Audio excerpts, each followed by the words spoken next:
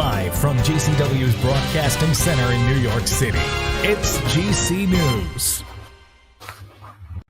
Good evening and welcome to GC News at 9. I'm JohnnyZillion. And I'm Her26. Let's hear according to Dr. stay-at-home orders, which are on top of virus, may cause, quote, irreparable damage if imposed for too long. Quote, I don't make us feel locked down for prolonged the way to go, said Fauci. This year is afflicted because of the outbreaks that occurred around March. But now, quote, is the time, depending upon where you are and what your situation is, to look at reopening the economy, opening the country to try to get back to some degree of normal, unquote. Fauci has recently been criticized by Republicans such as Rand Paul and Nancy Biggs for making comments appear pro-closure of businesses during the pandemic. He stated last week to Congress that the country could face more, quote, death from the coronavirus if businesses decide to open up stores early. He also stated that biotech firm Moderna's vaccine data brought back encouraging results as they are done with phase 1 of the coronavirus vaccine prototype. President Donald Trump said Friday that he has deemed churches and other houses of worship essential and called on governors across the country to allow them to reopen this weekend, even as some parts of the nation remain under coronavirus lockdown.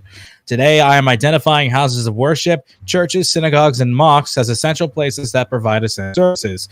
Trump said hastily arranged press conference. Despite a further spread of the virus, Trump said that governors need to do the right thing and allow these very important essential places of faith to open right now for this weekend. And he warned that if governors don't abide by his request, he will, quote, override them. Though it's unclear what authority he has to do so. The dictate comes as Trump has been put to the country to reopen as he tries to stop an economic re-election. Christians have been among the most loyal members of the religious community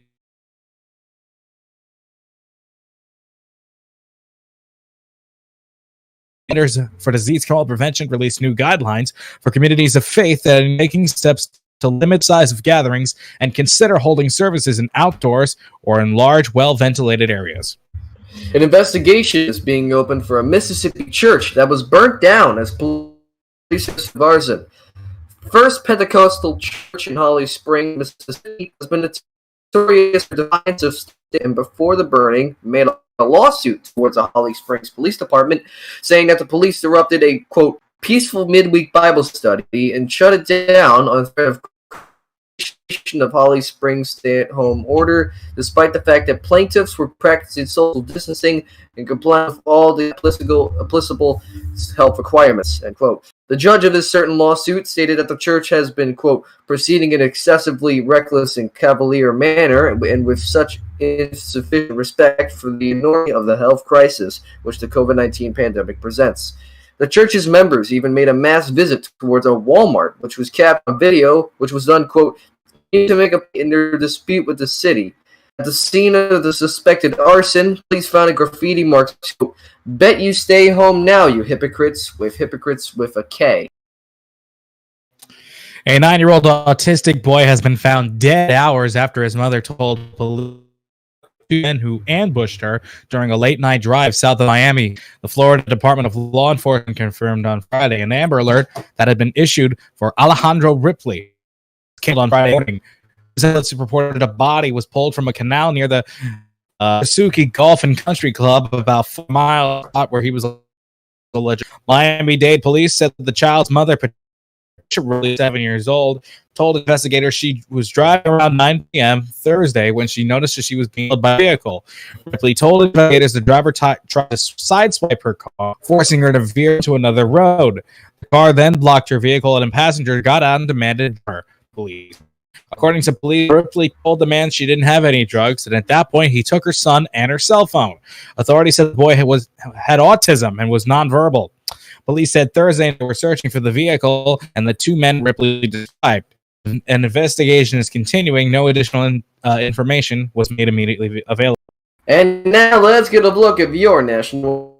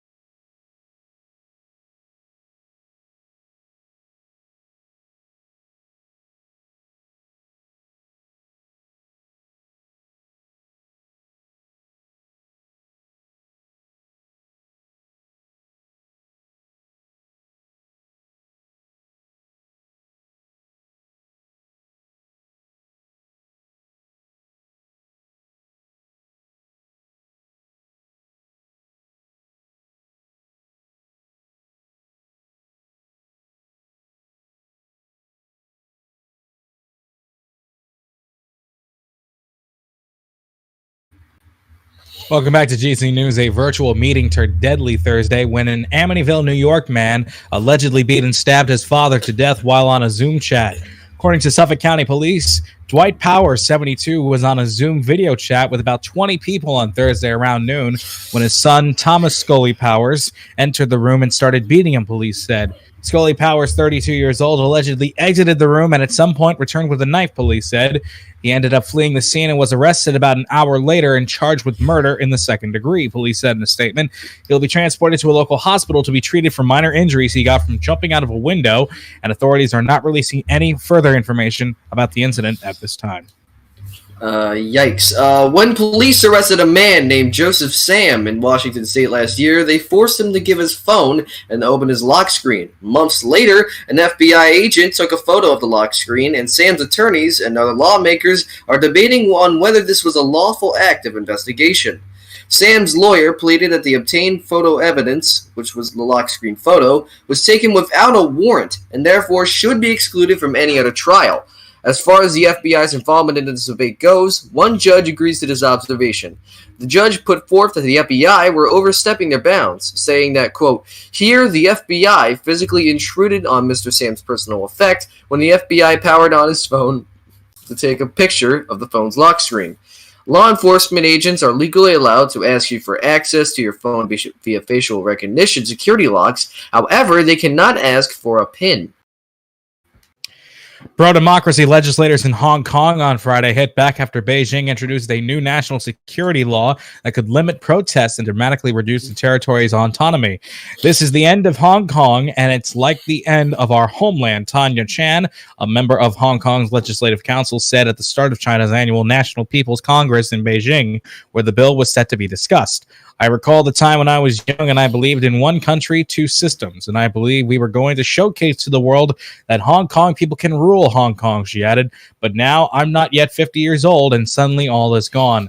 Fellow lawmaker and chairman of Hong Kong's Democratic Party, Wu Chi-wai, also told NBC News the rule of law in Hong Kong is over because of the implementation of the National Security Ordinance. The territory was handed to China after British colonial rule ended in 1997, and it has been governed by a unique model aimed at guaranteeing freedoms not granted on the mainland.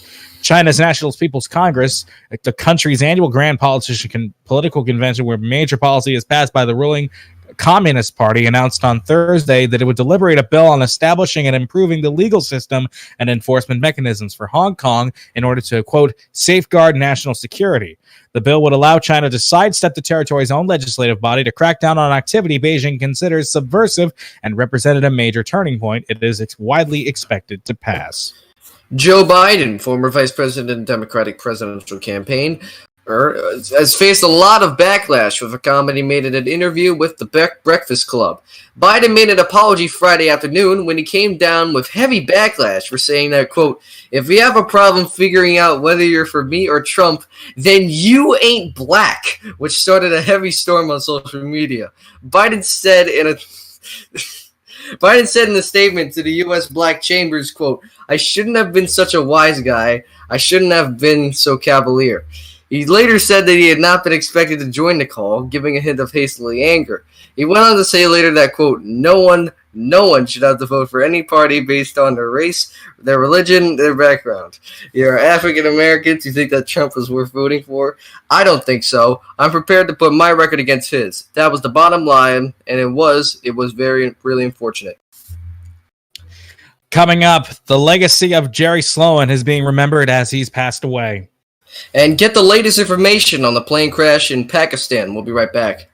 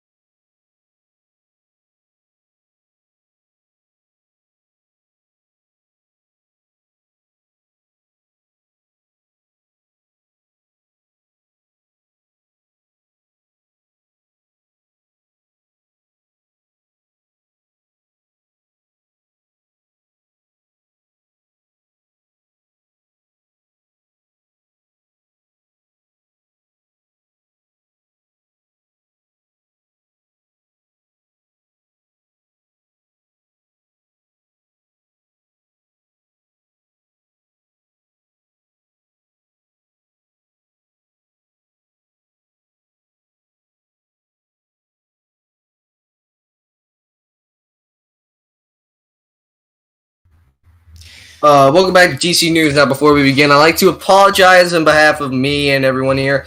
Now, for the last story, I sort of had a little bit of a break. I kind of broke up in laughter over the problem where I said, you ain't black. I apologize for saying these kinds of words. I did not mean to say it in that kind of phrasing, and I apologize for myself, and let's just keep the show going, I guess.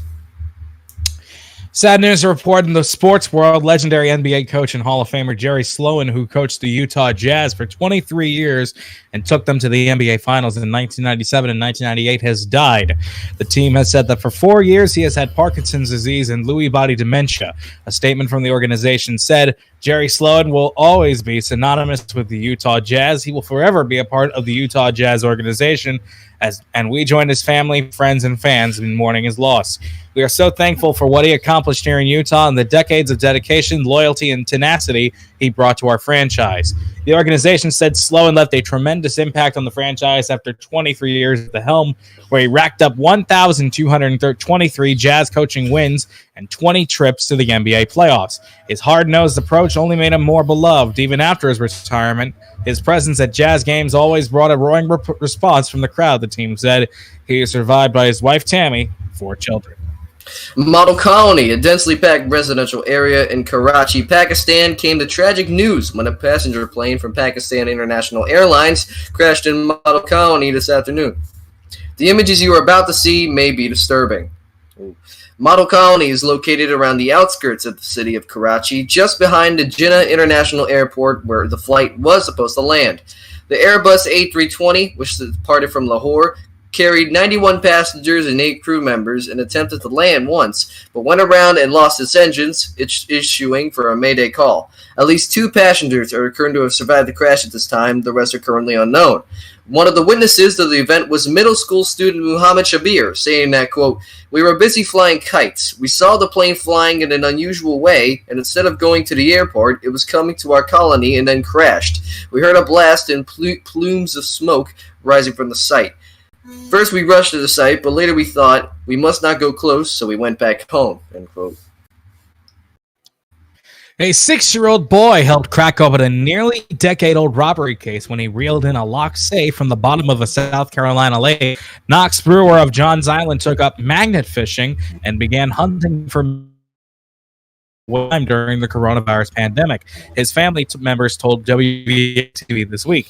The boy was out with his family at Whitney Lake this month when the magnet attached to his line stuck to something heavy in the mud below, the news outlet reported. With the help of a bystander, Knox pulled it and pried open what turned out to be a waterlogged lockbox containing debris-covered jewelry and credit cards, as well as a checkbook, according to a video of the discovery. "I knew the right thing to do was to go ahead and call the local authorities, get involved, and try to solve this mystery," the child's father, Jonathan Brewer, told the outlet. Authorities determined the sunken safe belonged to a woman who lived across the street from the lake. She said it had been stolen from her home 8 years ago, the outlet reported. While most of the expensive items had been taken, the find still turned out to be a valuable catch, according to the Brewers. They said they were able to reunite with her charms from an old bracelet. The first thing she did was to just kneel down, hug Knox, and thank them for bringing that closure to her, Jonathan Brewer said. Yesterday and today, senior managers from SpaceX and NASA have held long meetings discussing the aspects of a new manned mission currently in the works, mostly related to the Falcon 9 rocket and Crew Dragon spacecraft. NASA Associate Administrator Steve Jurczyk said that, quote, "There are no significant issues. In the end, it was a very clean review. We are ready to launch.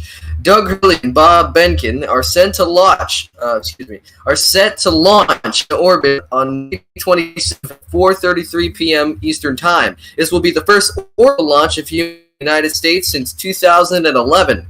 NASA has paid SpaceX to make the Falcon 9 rocket, which they spend billions of dollars. Work still needs to be done between now and the launch by conducting a few tests on the shuttle, and Jurczyk says it's, quote, "is hard to believe that we are just 5 days away. Very historic flight."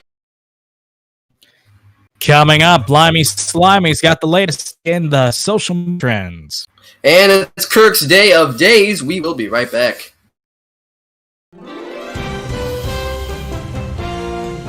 Shit! Do you regret you on vote for Trump?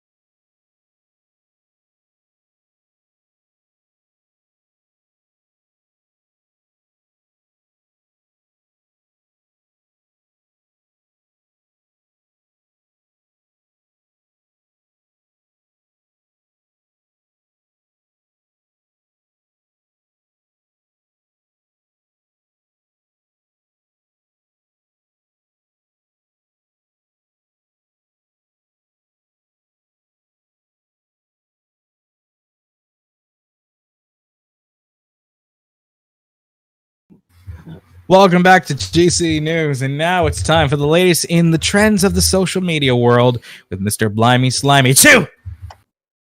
Okay, I don't know what just happened. Okay, hello everyone, welcome. Okay, here we go with the social media trends. The Marvel star Chris Pratt began sorting through his inbox after telling friends his son Jack had teased him for having 35,000 unread messages. Unfortunately, Pratt pressed the wrong button and was forced to watch as 51,000 emails were erased. Pratt shared the moment on Instagram and fans rushed to poke fun at the incident. Yesterday, my son was playing with my phone and he gasped in shock looking at the number of unread emails that I have. It's a lot, Pratt said. Now, well, I don't know about you. I'm sorry about this. But this is a BTS trend that I have to share. The singer August D, aka Sugar, has posted a new album today called D2. According to Sugar, the theme is basically a documentation of myself as a 28-year-old and a documentation of myself from 2016 onwards. Now, Epic Games has done something good today. They have released another free game called Sid Meier Civilization 6, and it is free on the game store until May 28th. The freebie comes a week after the free release of GTA 5 caused Epic servers to crash. Johnny, it's back to you. Who do you want to introduce? Okay, thank you, Blimey. And before I begin with the next segment, I want to ask you all a question. Regret you are vote for Trump? Time's up. It's time for everybody's favorite subject. It's time for Kirk's Day of Days. Kirk, Jeremy. Hi. Johnny, no. Anyways, let's talk birthdays. It is Parker Bollinger's birthday today. You probably don't know who he is. I don't know who either. So we're going to ignore that. It's also Daniel Bryan's birthday today. And Naomi Campbell's birthday. We also have Suho, Judas Lewis, drawing with waffles, with the with being WIFF, not WITH, which is really weird. Can't lie. Maria Lopez, George Best, Doug DeMauro, other people. What time? Oh well, we have a lot of time. I can go through this all hell I want, and I will not be mad. All right, let's well,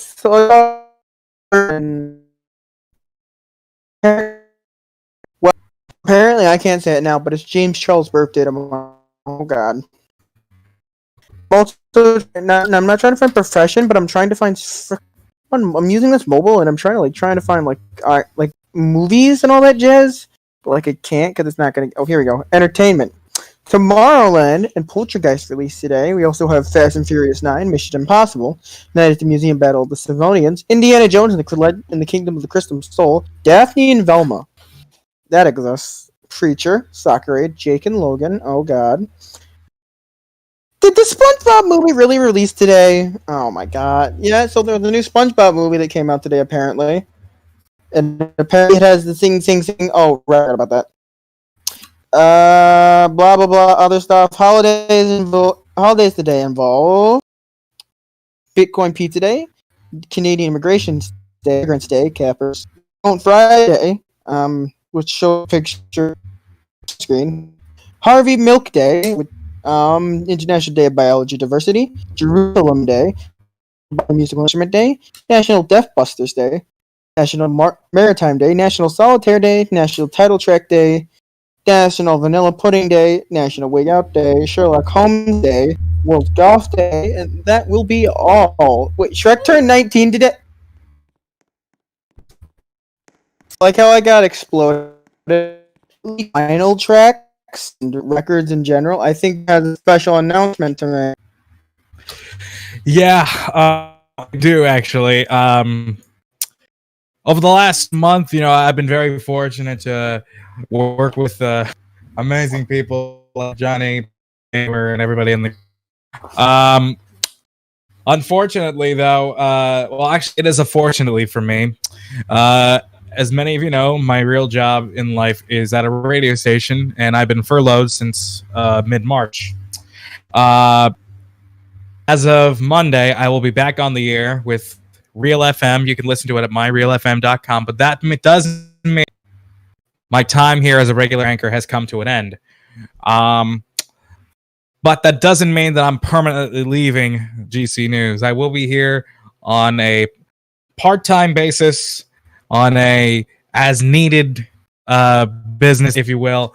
But as of tonight, this is my last full-time broadcast with GC News, and I'm sure whoever's going to be my replacement is going to do really well. And Johnny, you've been a great co-anchor, and I thank everybody for giving me this opportunity to present the news. Well, I appreciate you for being a part of GC News and everything that we've done. Best luck for your endeavors, and while we're at it, I mean, we got like 2 minutes left. How about you do the favors of ending this episode, because I don't have the guts to do it. All right, well, that's the news for now. Tune in tomorrow night at 9 for GC News Saturday edition. My name is Hurst26, and have a good night. God damn it! Damn it! Oh, come on! No! I guess you can say he ended off at.